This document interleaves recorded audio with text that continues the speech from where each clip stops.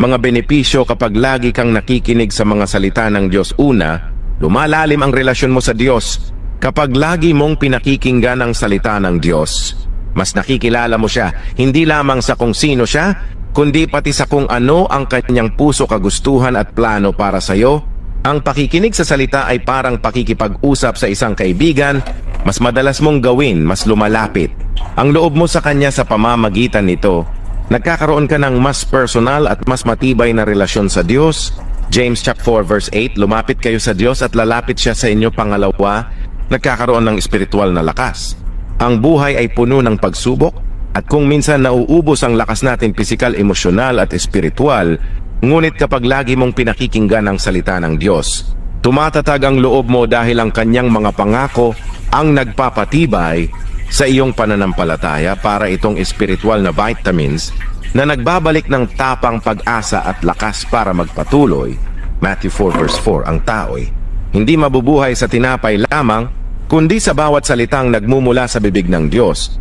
Pangatlo, kapayapaan sa puso at isipan.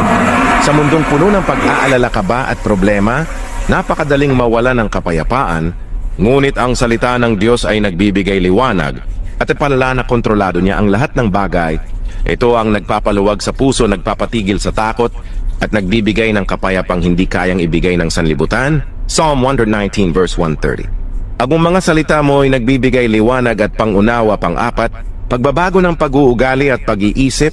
Kung ano ang madalas mong pinakikinggan at pinapapasok sa isipan mo, ay siyang humuhubog sa iyong ugali. Kapag ang salita ng Diyos ang lagi mong naririnig, unti-unti nitong binabago ang iyong pag-iisip, pananaw at kilos. Ang dating asal na hindi nakalulugod sa Diyos ay napapalitan ng ugaling mas mahinahon, mas mapagmahal at mas makadiyos.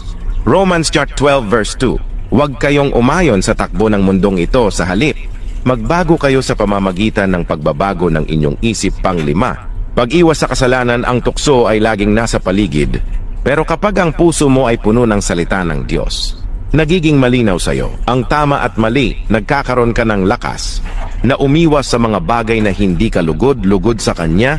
Ang salita ang nagiging espiritual na paalala at proteksyon laban sa kasalanan. Psalm 119 verse 11, iningatan ko ang salita mo sa aking puso upang hindi ako magkasala laban sa iyo. Pang-anim, pagkakaroon ng tamang pananaw sa buhay. Marami tayong hindi